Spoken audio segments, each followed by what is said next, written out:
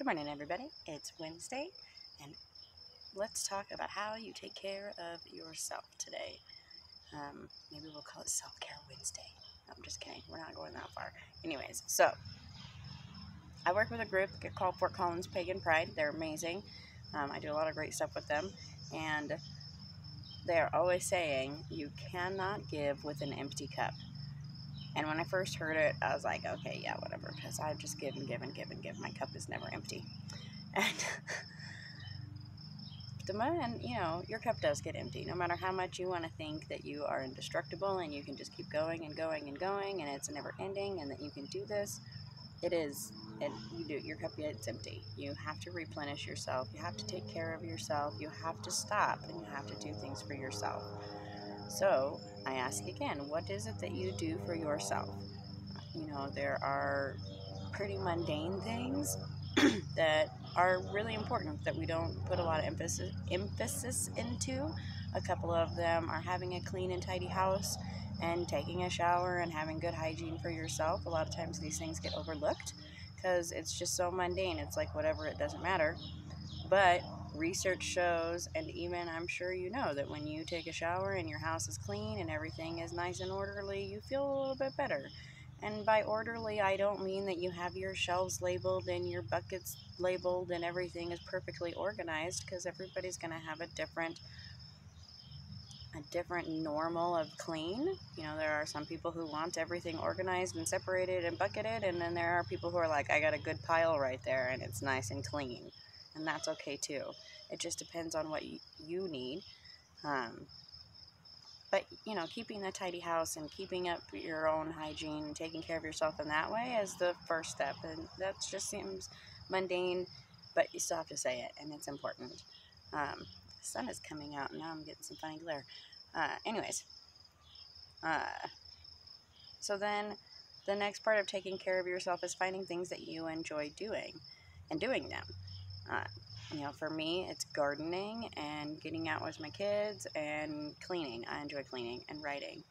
I do a lot of writing, and so that's what I do to help take care of myself. And some people, they're like, because writing is what I do for work, they're like, how is that taking care of yourself? You should stop and go do something else. But this is what I enjoy to do, and this is who I am, and this is what I want to do. So if you love your job and that's what brings you joy, then go do it. Don't let people tell you because they hate their job that you should hate your job too. It's really just about you and what you do to take care of you. So find something that you enjoy to do and go out and do it. And find pride in that. And even if it's something that other people don't understand, that's okay. Because again, this is for you and not them, and that's what's important. And then, as pagans and witches and Wiccans and of this natural path, it's very important for our souls. I mean, it's important for everyone's souls, but it's important to get out with nature and to spend that time, put your feet in the grass, touch a tree, be one with nature, and take that energy in. It will help you to center and balance and harmonize your own energies. Even if you're not formally grounding and you're just sitting outside with your feet in the grass, that energy, the magnetic energy of the earth, will flow through you, and then you'll feel better. And that's just one of those little things that doesn't take a lot, but that you can do.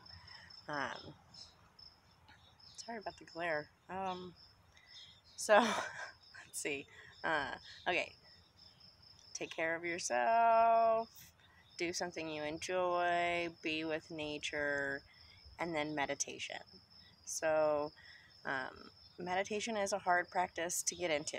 It's not something that you're just, I'm sure there are people, but you're not just going to wake up and be like, bam, I can meditate every day and it's perfect. No, it's not. It is a skill. It does take practice. It's not something that's just going to happen. But I think there is some confusion about what meditation truly is. There's a lot of information out there. And a lot of it points to the idea that meditation has to be you sitting, thinking, nothing, doing nothing, having nothing, blank. And that's part of meditation, but that's not all of meditation. You There are lots of different kinds of meditations. When I'm gardening and I'm pulling weeds, I'm meditating. The purpose of, oh, here comes a weird bug. Sorry. The purpose of meditation is to be present in the moment, not thinking about the future or the past or what is or what could be or what happened, but thinking about not like this moment. And that's what they mean by thinking about nothing. It's not thinking nothing, it's thinking this moment. So, I mean, as you can hear in the background, there are birds and there are crickets and cicadas and somebody mowing their lawn and all kinds of things going on. And these are the noises in this moment. So if I was meditating right now, I would take in those noises. I would listen for those noises. I got a cricket that just popped up right here. You know, it's just listening, being present, being in this moment, breathing, focusing your energy on being in this moment. And if you do it for 5 minutes, if you do it for 20 minutes, if you do it for 1 minute, it doesn't matter. It's just important to start doing it. So find different times in the day. And it doesn't have to be sitting at home on your couch, comfortable with the music and the drums and the candle and the incense. I find while I'm waiting in line at the bank, which takes forever these days, is a great time to just calm my breathing, listen to the noises of the bank, and be calm. You know, half the time I'm in my car now anyways because you got to go through the drive-thru. So I'm just sitting there and I just be in that moment, be present in this moment. Don't think about what I need to do or what I did do or didn't do or have to do. Just be in this moment.